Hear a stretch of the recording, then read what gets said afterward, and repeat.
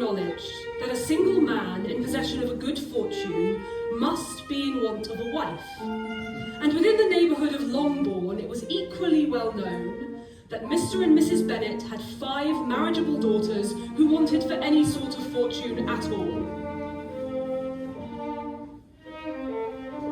So, when the news arrived that a Mr. Bingley and his 5,000 a year had taken Netherfield, Mrs. Bennet was determined he would marry one of her girls. After all, she had so many, and each so different, that there must be one to suit.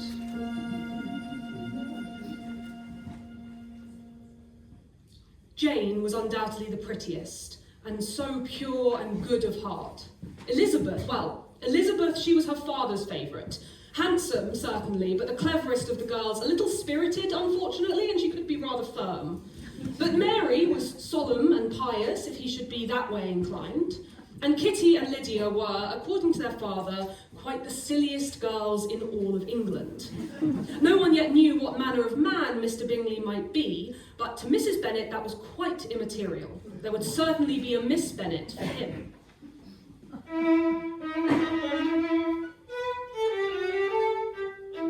All was soon to be revealed. The Netherfield party would be on display at the very next assembly, and the local families would be there in force to see for themselves.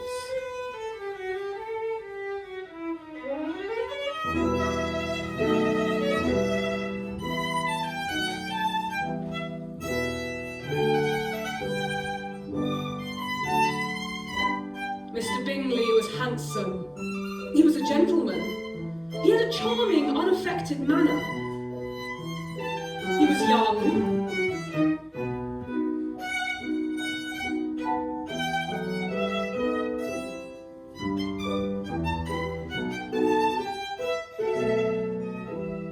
And he had 2 sisters. Very fine young ladies with an air of decided fashion.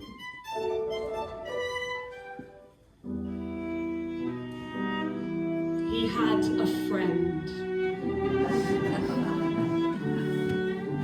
This friend was called Mr. Darcy. He was a fine, tall person. His features were yet more handsome. He had such a noble sort of mien. And he had a large slice of Derbyshire with at least 10,000 a year.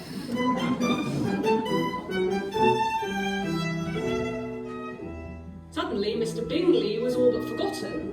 Mr. Darcy was the focus of the room.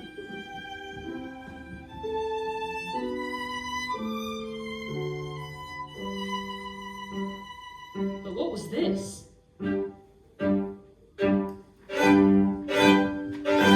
Mr. Darcy sat out every dance. Mr. Darcy would not make polite conversation. Mr. Darcy was heard to speak of Elizabeth Bennet with the utmost disdain, and that it would be a punishment to take to the floor with any of the ladies in the room. The entire assembly took offence.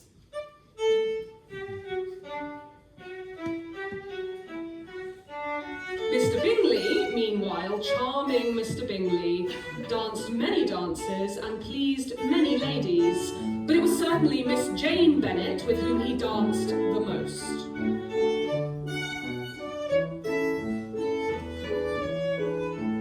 And he was heard to declare her the most beautiful creature he had ever beheld.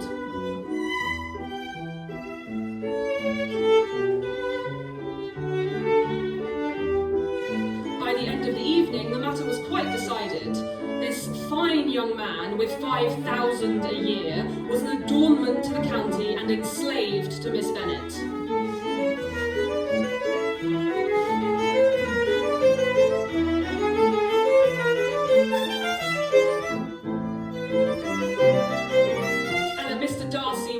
Haughty, rude, disagreeable man in the world, and quite eaten up with pride.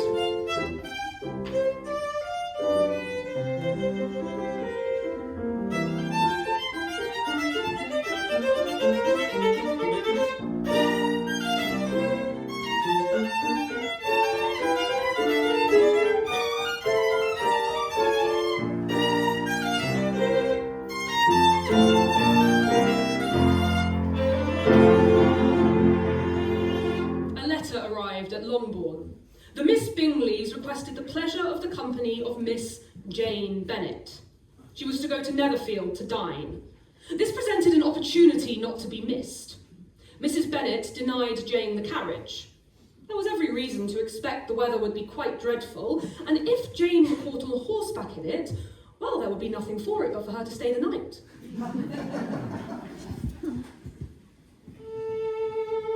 It all went perfectly to plan. The very next day they heard from Jane. She had, as hoped, caught a terrible cold and was now in bed and could not possibly return.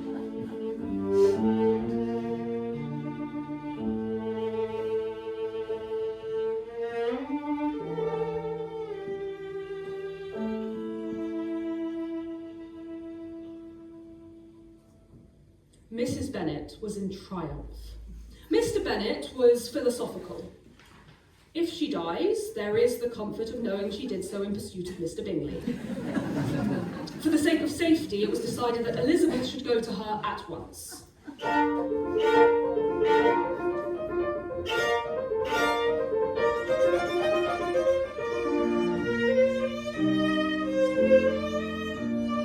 3-mile walk to Netherfield was nothing to Lizzie.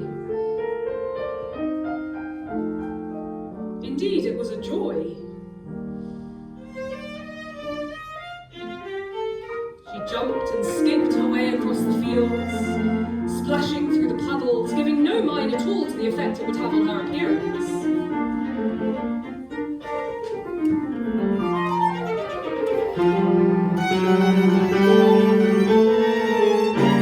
She arrived with muddy stockings, wild hair, and a face so very pink and dewy and glowing and radiant that everyone in the drawing room was quite taken aback. They had never seen a young lady in such disarray. The Miss Bingleys were really rather shocked, and Mr. Darcy could not seem to take his eyes away. For the next few days, Netherfield was all at odds. Mrs. Bennet's plotting and conniving had brought forth a visit which caused discomfort to all concerned. Jane lay sick. Bingley fretted. His sisters made it clear, through their exquisite manners and refined charm, that they wanted the Bennet girls gone. Though she cared not one bit for the Miss Bingleys' approval, Lizzie felt awkward and out of place. And Mr. Darcy...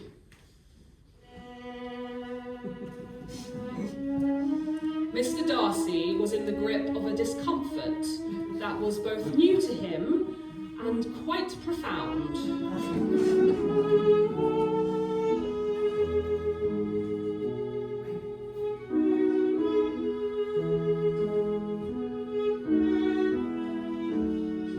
He had become, much to his surprise, very conscious of Miss Elizabeth Bennet.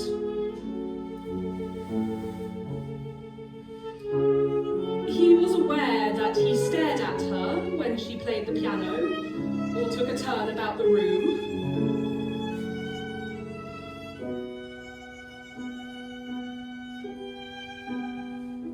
He found that he loitered rather on the edge of her presence.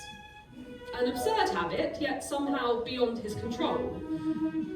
He had been struck at their first meeting by the beauty of her eyes. But there was something more. It had started when she had refused him at the dance. When here at Netherfield she turned him down again, he was even more beguiled.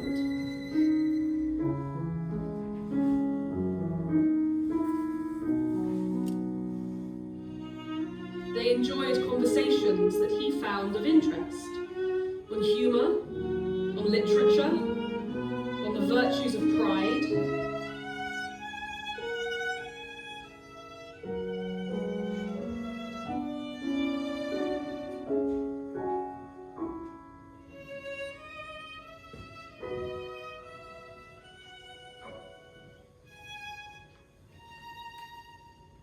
He had now to admit that he had never before been so attracted to a woman. Were it not for the inferiority of her connections, he should be in some danger. One look at her mother and younger sisters was enough to remind him that it could never be.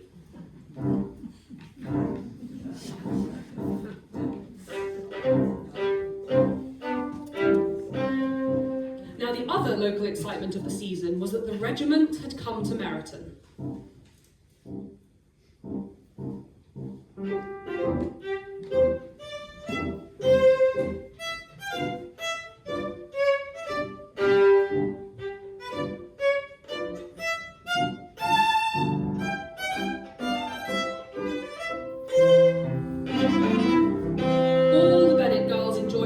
To be had with the soldiers, Lizzie as much as any of them. Indeed, she found a certain Mr. Wickham, soon to take the shilling, much more entertaining than any gentleman at Netherfield.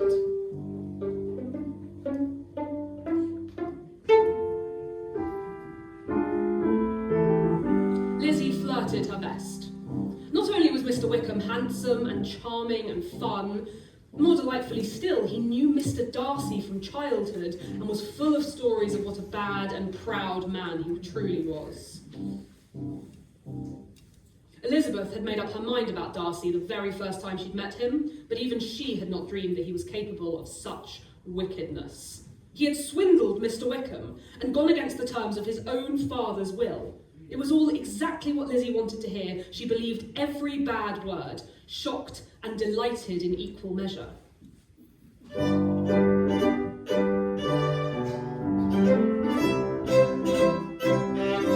Elizabeth was in eager anticipation of the ball at Netherfield. She wanted to see Mr. Wickham, she longed to hear more dark tales from Derbyshire, and she very much looked forward to having nothing at all to do with the horrible Mr. Darcy.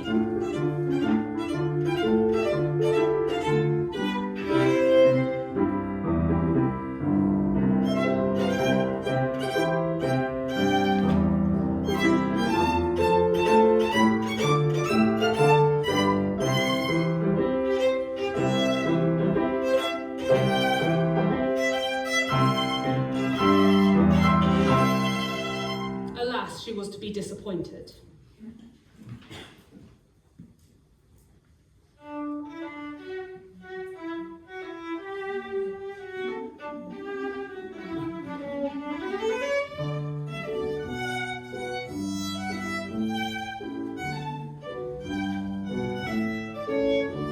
Mr. Wickham was not of a party, and to her dismay, the horrible Mr. Darcy asked her to dance.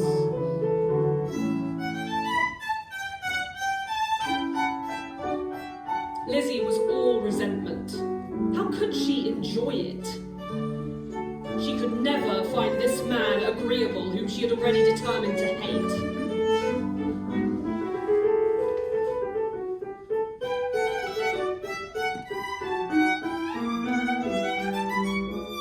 They danced, but they danced in silence.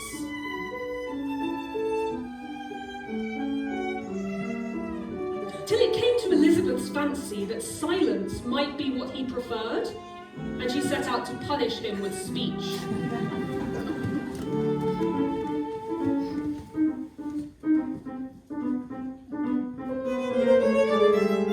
Her conversation was arch.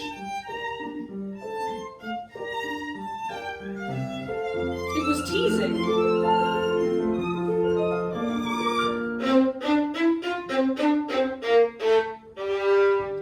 Hostile, almost rude. They parted with cold civility.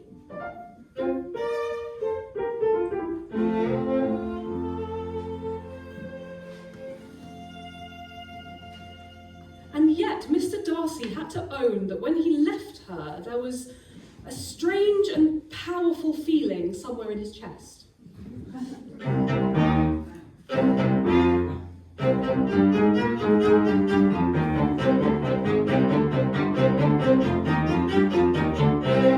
From then on, for Elizabeth, the evening went beyond all possible rescue.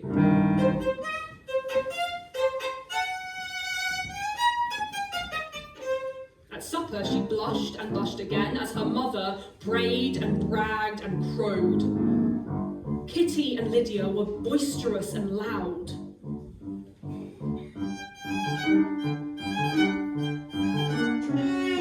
Then, when Mary took it upon herself to play and and sing, she was quite consumed with agonies.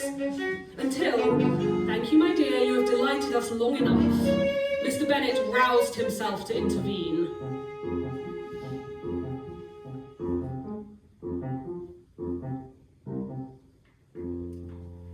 She glanced across the room, saw that Mr. Bingley had not noticed any of it. He was so taken by Jane that he was quite in rapture. But she saw that Mr. Darcy was watching them too. And she also knew that her family had exposed themselves quite dreadfully throughout the whole evening. And to her great dismay, she was quite certain that Mr. Darcy would think that too.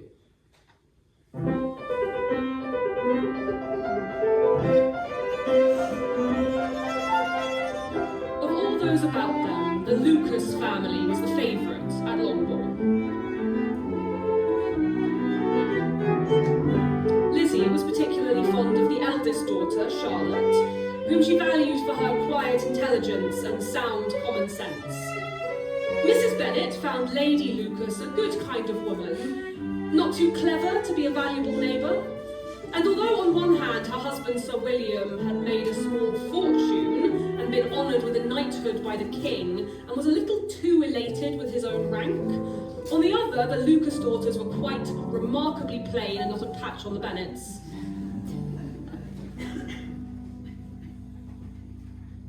It was the custom of the two families to pass their mornings together and talk about the events of the neighbourhood. At this point in their histories, there was so very much to discuss. Mrs. Bennet was most animated on the subject of Jane and Mr. Bingley, and while enumerating the very many perfections of the union, she seemed quite incapable of fatigue. She listed them all: his wealth, his good looks, his proximity, his wealth, while congratulating herself over and over again. And of course expressing her fervent wish that dear Lady Lucas might soon be equally as fortunate, though evidently and triumphantly believing the chances of that were slim. Lizzie and Charlotte spent most of their energies on the charms of Mr. Wickham versus the many horrible, glaring and intolerable faults of Mr. Darcy.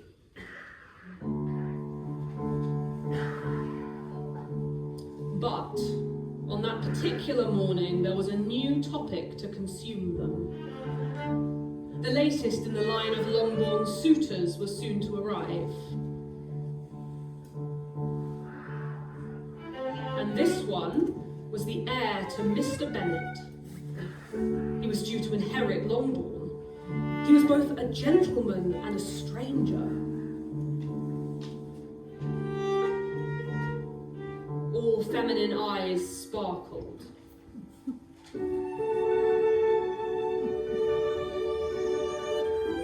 A gentleman and a stranger. What could possibly be more enticing than that?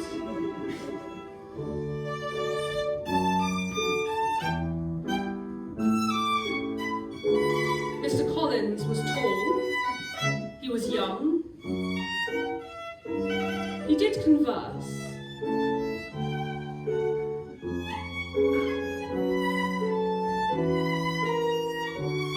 But he was also stooped and heavy. His air was grave and stately.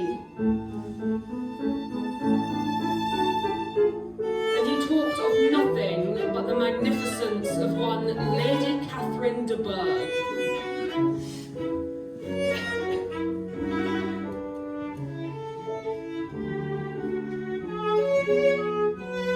Mr. Collins did not dance.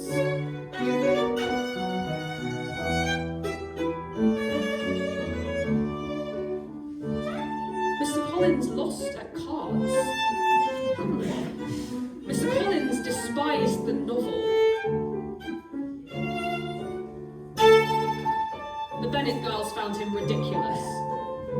Mr. Bennet thought him absurd. And Mrs. Bennet took him to one side, told him to keep his hands off Jane, she was already taken, but assured him he could marry Lizzie instead.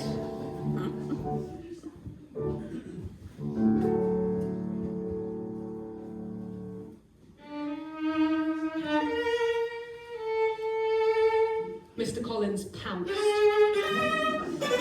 Lizzie recoiled.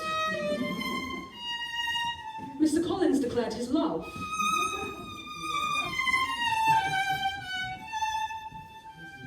almost laughed. Mr. Collins proposed. Lizzie refused him with force. And Mr. Collins was engaged to Charlotte Lucas by the end of the following week.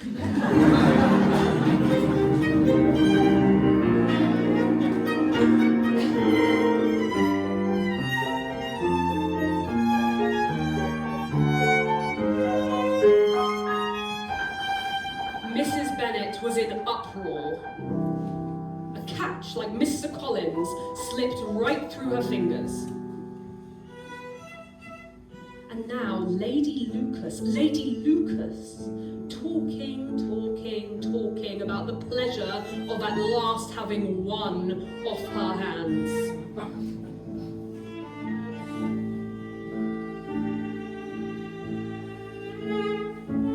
But worse was yet to come. A letter arrived. Mr. Bingley and his party had left Netherfield for London. No proper farewell had been taken. No date was set for his return.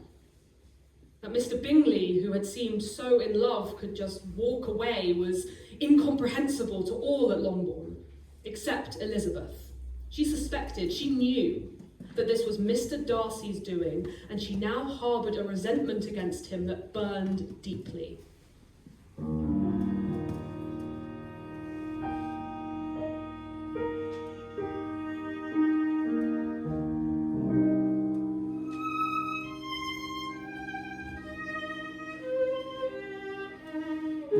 Wonderful season, so full of promise, was over.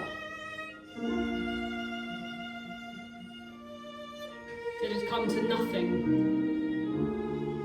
All hope ended here. The winter at Longbourn was long and desperate.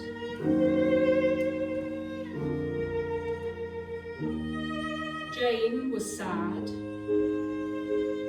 Elizabeth sunk in sympathy. Mrs. Bennet in despair.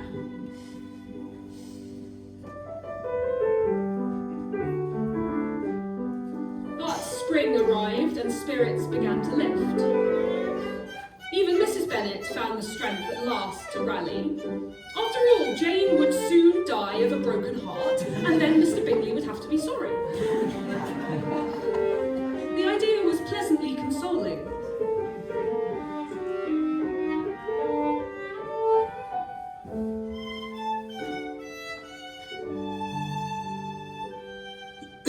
And a plan was formed as perfect as a plan could be. Lizzie was to visit Mr. and Mrs. Collins, and at last make the acquaintance of the celebrated Lady Catherine de Bourgh.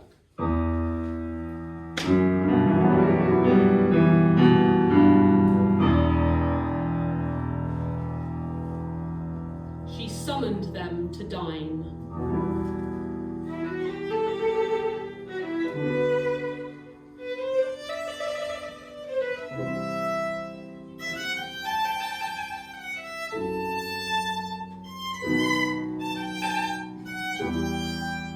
She lectured them on the arts.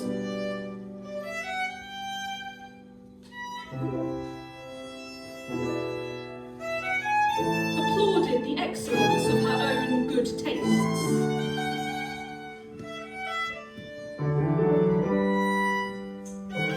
She called by from time to time, just to tell them off, while on her way to scold the villagers for being so persistently poor.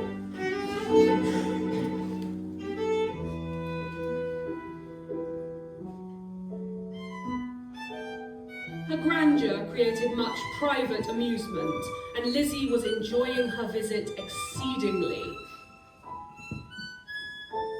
The fact that this ridiculous creature was the aunt of Mr. Darcy amused her further still.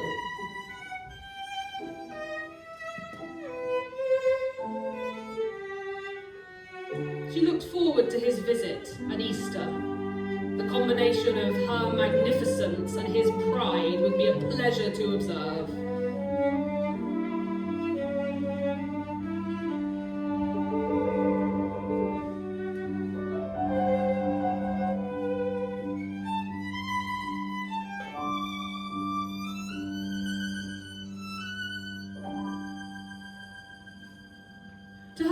eyes, Mr. Darcy seemed quite awkward from the moment of his arrival.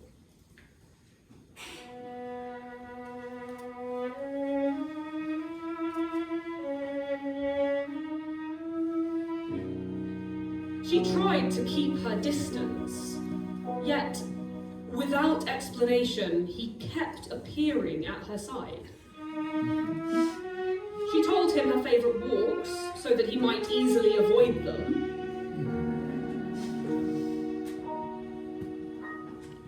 Yet every time she took to the park, Darcy was somehow right there.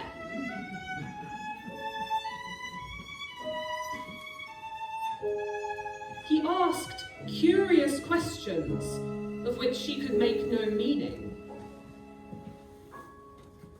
She found him distracted, unlike himself, almost strange. And then, one afternoon when she was alone by the fireside, to her utter amazement, Mr. Darcy strode in. He sat down. He got up again. He walked about the room. And after an awkward silence of several minutes,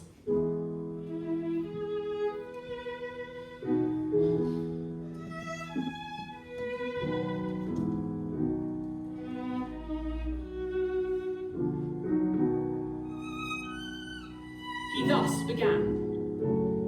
In vain I have struggled. It will not do. You must allow me to tell you how ardently I admire and love you.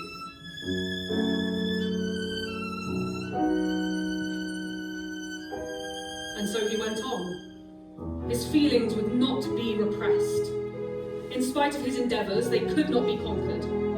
He would lay aside his sense of her inferiority, all family obstacles, the degradation that was for him inherent in the match.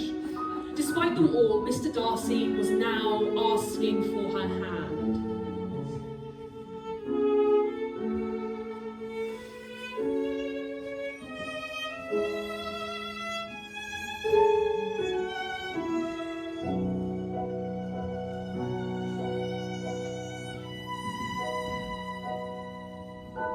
Elizabeth's astonishment was beyond expression. She stared, coloured, doubted, and was silent. He stood there, confident of acceptance. Her indignation could no longer be contained. She accused him of deliberately ruining the happiness of her sister. At that, he had the grace to blush. She charged him with destroying the livelihood of Mr. Wickham. At that, he could only sneer. On she pressed with some energy and detailed the whole. His arrogance, his conceit, his selfish disdain of the feelings of others. He could not have made the offer in any possible way that would have tempted her to accept it. He was the last man on earth whom she could ever be prevailed upon to marry. His language had not been that of a gentleman. He started. He paled. He wished her every health and happiness. He turned and quit the house.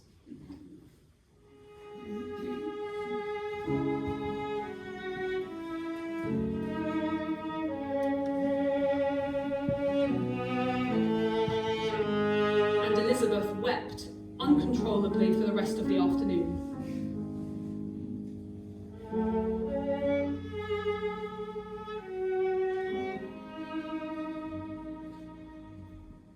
The next day, when she was out again, she encountered Mr. Darcy for the last possible time. He pressed a letter into her hand. With a strong prejudice against everything he might say, she began his account. And her feelings as she read were scarcely to be defined. On the subject of Jane and Bingley, his words were as expected. He expressed no regret. His style was not penitent. He was, as ever, all pride. But when she came to his account of Mr. Wickham, then astonishment, apprehension, even horror oppressed her. He had his own tales from Derbyshire, and these were darker still. Worse, they were convincing. And as she read his side of it, his stories of Wickham's perfidy, duplicity and lies, she realised at once that she had been blind, partial, prejudiced, absurd. Vanity, not love, had been her folly. Pleased by the preference of one, offended by the neglect of the other, she had made the most terrible mistake. Until that moment, Elizabeth Bennet had never truly known herself. For the first time in her life, she felt most horribly ashamed.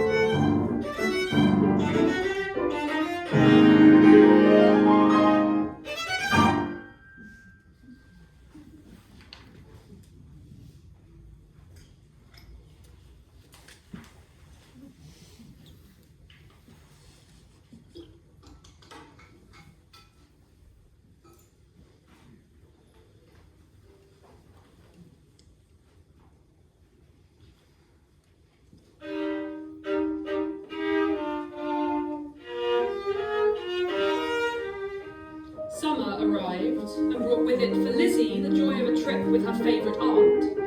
Mrs. Gardiner was Mrs. Bennet's sister, but they had very little in common, either in outlook or behaviour. So, she and Elizabeth enjoyed a happy meeting of minds.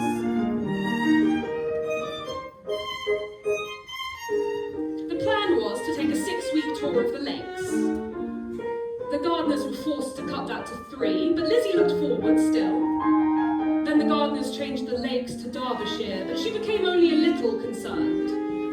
For surely it was a large enough county that she might enter it with impunity. After all, Pemberley need not be in their sight.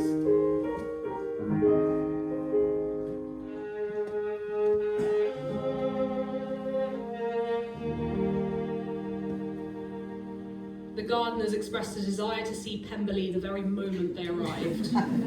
Lizzie did try to argue, but held no sway. To Pemberley, therefore, she found that she went.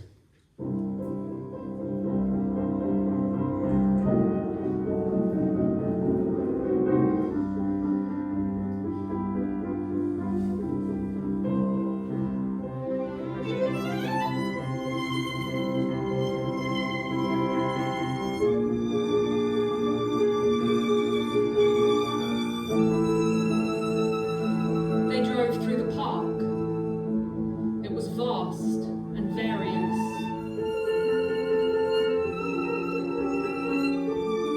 There were woods and valleys and hills, all to Lizzie lovely.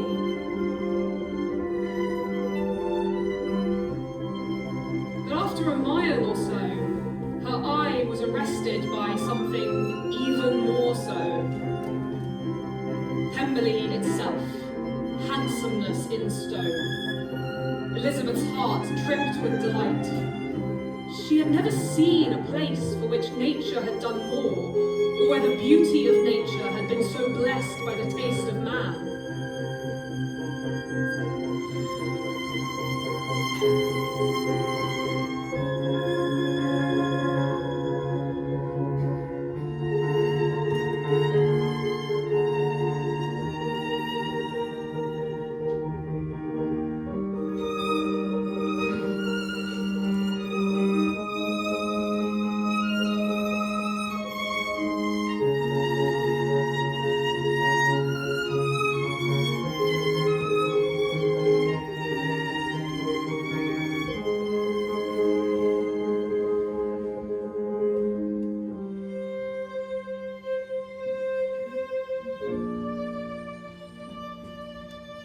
Somewhere inside, a small voice made a whisper.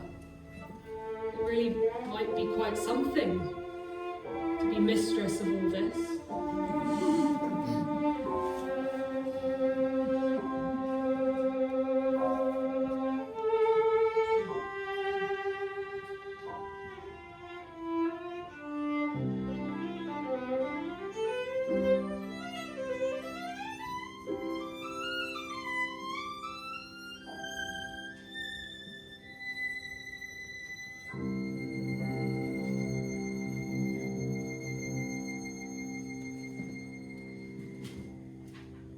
The family, they were assured, was away, and the little party was offered a tour by the housekeeper.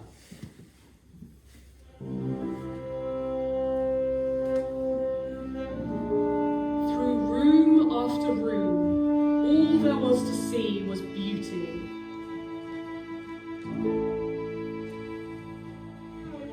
The architecture, the furnishing, the view,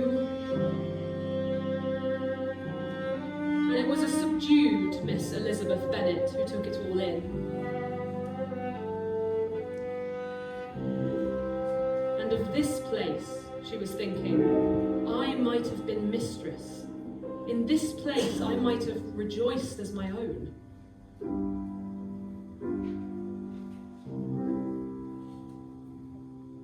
Except, of course, if she were, then her beloved aunt and uncle could not be with her. Mr. Darcy would never allow it. She stopped her fantasies and started to listen to their guide. He is the best landlord and the best master who ever lived, the woman was saying.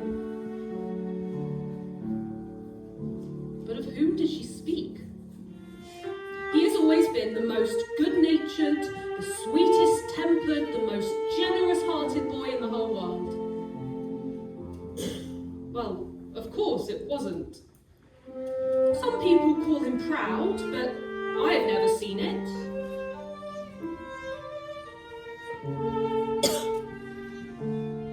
Could it really be? Here he is, revered by all. Mr. Darcy.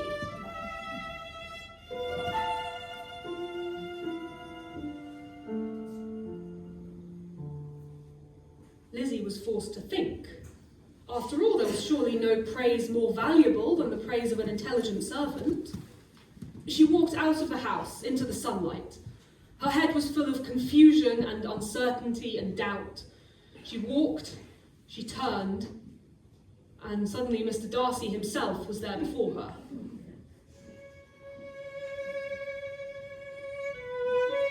So abrupt was his appearance, it was impossible to avoid his sight. Their eyes met. The cheeks of each were overspread with the deepest blush.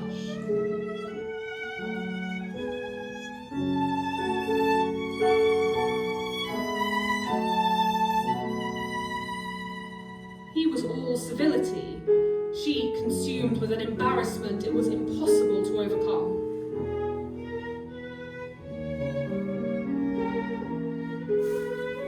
His behaviour was strikingly altered.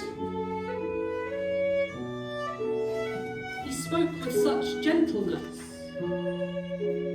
What could it all mean? She blushed again. He asked after her family, but why? Why was he so changed?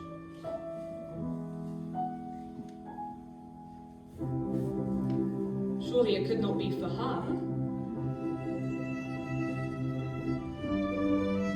It could not be for her sake that his manners were so softened.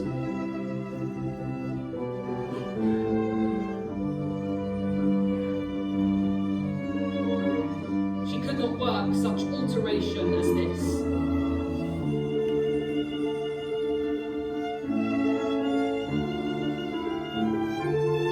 It was impossible that he could still love her.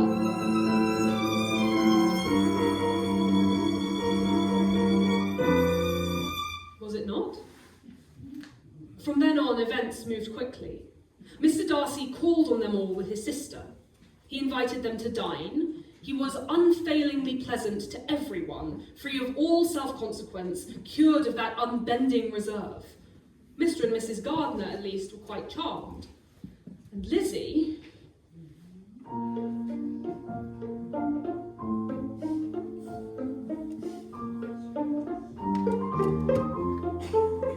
She thought of him for hours, tried hard to make out her own feelings.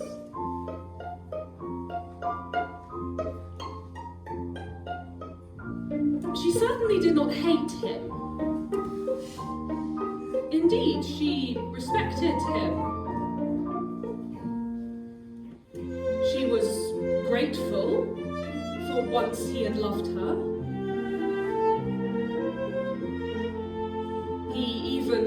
her still, well enough to forgive.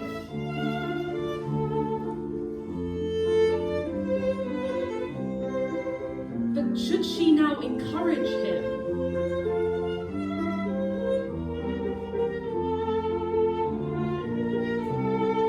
Should she employ the power that she sensed she still had over him?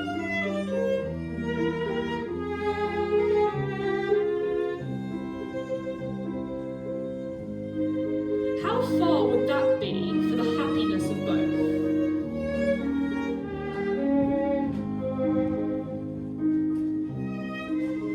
She was sure of one thing, that this was her moment.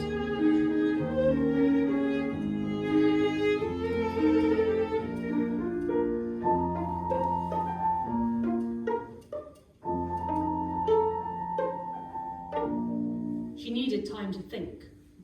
Alas, she was to be denied it. Instead, she received the news from Jane that was certain to ruin it all. Lydia had eloped. Lydia had eloped with Mr. Wickham. No, worse, Lydia had run away with Mr. Wickham. And no marriage was planned.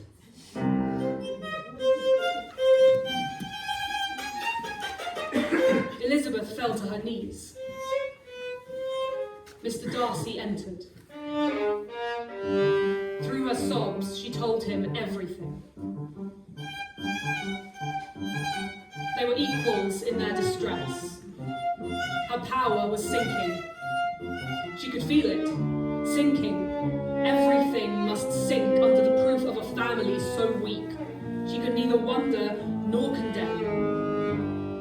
All was lost for the both of them.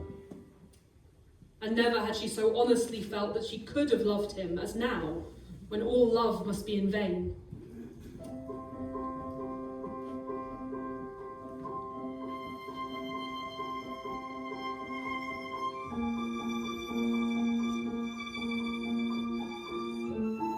The once happy party left Pemberley at once and forever.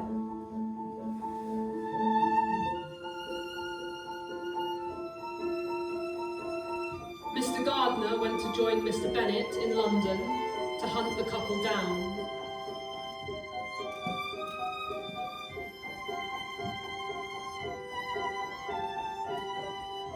Lizzie went back home to Longbourn to share the grief and misery of her mother and sisters, to wonder at how their ignominy would ever end. They were the talk of the county.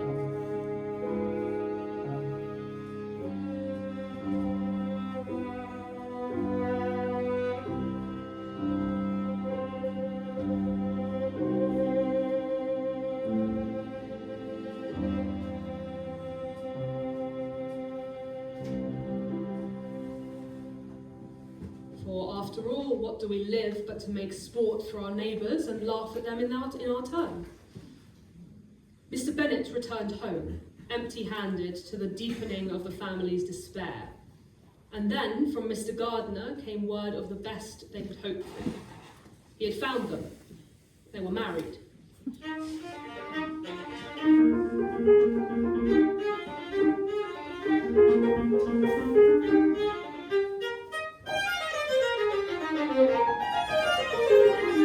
Lydia was now Mrs. Wickham. Her family was all relief, her mother foolish enough to be delighted.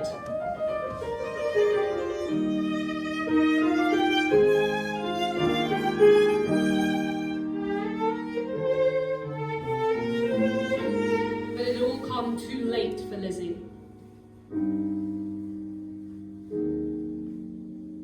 If only Darcy had never known any of it. For he could never want her now.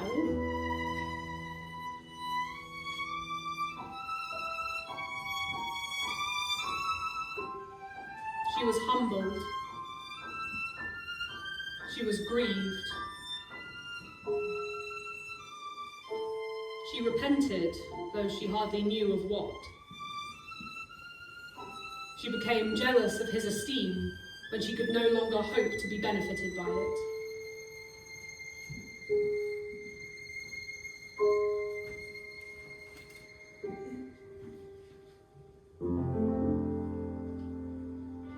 She wanted to hear of him when there seemed the last chance of gaining intelligence.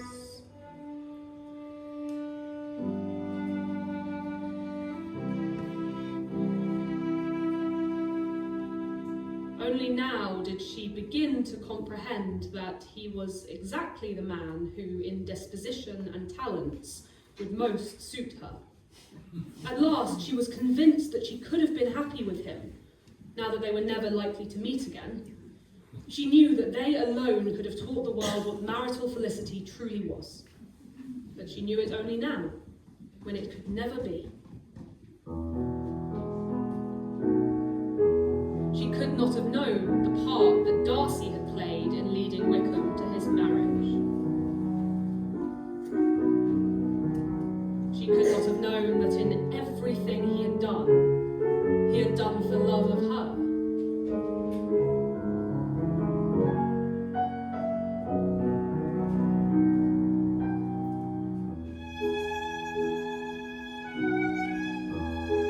And she could not have known, until she saw it all before her, that the Longbourn luck was about to change.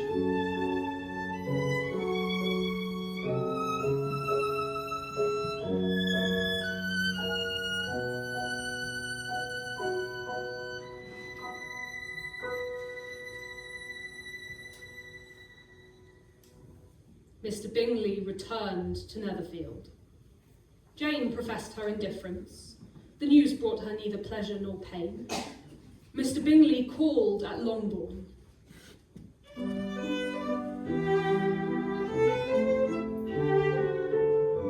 was just as handsome as he had been last year. Jane was still as lovely. He stayed to dine. They sat together. Over the next few days, they walked together, they talked together, and laughed. It was quite clear that Mr. Bingley was as in love with Miss Bennet as ever. And it was equally clear that his affection was returned. At last, he asked her to marry him.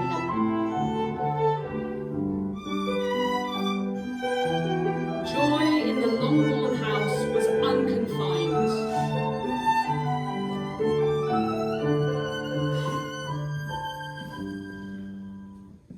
Of course, Lizzie was delighted for her dear sister, if only she could be sure of such happiness for herself. But although Mr. Darcy was again in the Netherfield party, and although he too had come to call, his visits had been awkward, unsatisfactory. The two of them had found it hard to exchange more than a word. She wished so much for a signal, a suggestion that she might still have hope. And then another visitor arrived, this one yet more unexpected.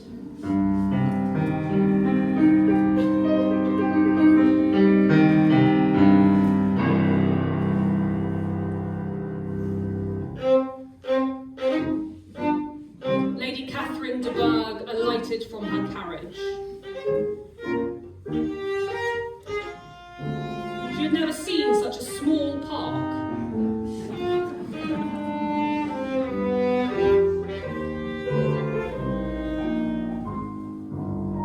She wished to speak only to Elizabeth.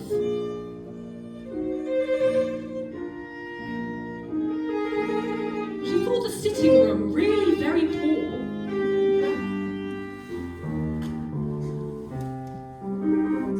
She had come to have all reports of Elizabeth marrying her nephew universally contradicted.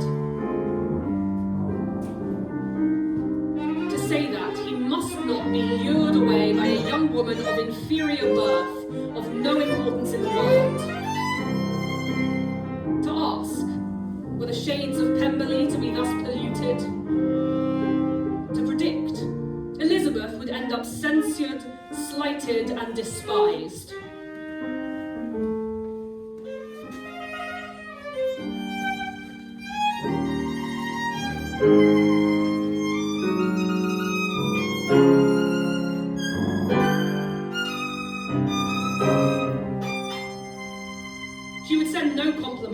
mother.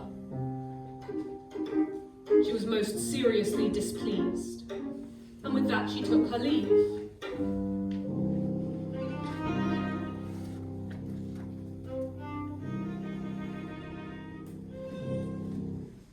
Elizabeth was quite shaken up by the unpleasantness of that encounter, and then her father called her in.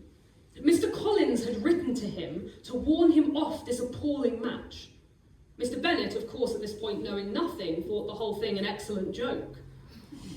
Poor Lizzie, she too was forced to laugh, though how she would have rather cried. But her agony was not to last. For the very next day, Mr. Darcy himself rode up to the house.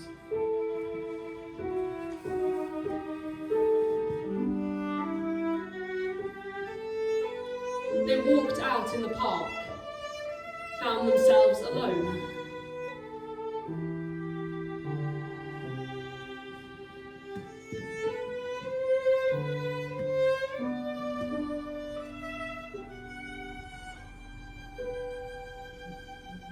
And at last he spoke.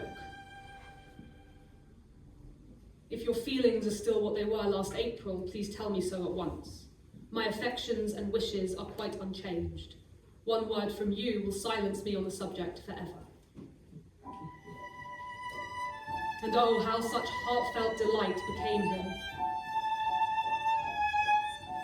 He did not know when he had started to love her. He could not fix on the hour, or the spot, or the words, or the look. He was in the middle before he had known that he had begun.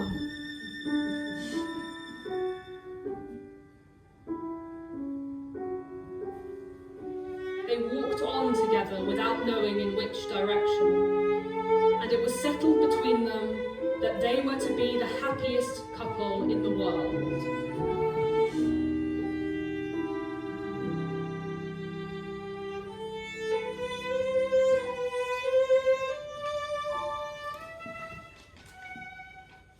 The news of their engagement, when it broke back at Longbourn, took some time to find acceptance.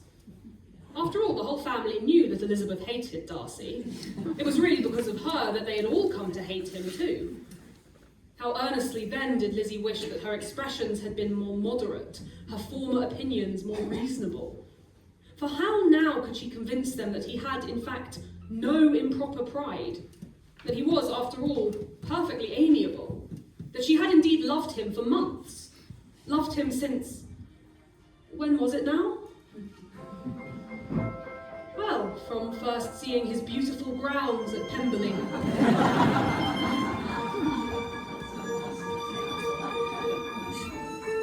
But that she was happy in that love was clear to all of them.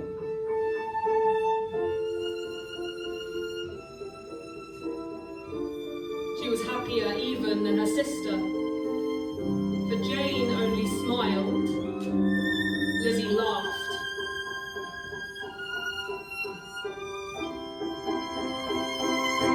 And happy for all her maternal feelings was Mrs. Bennet on the glorious day of their double wedding, for then she got rid of them both.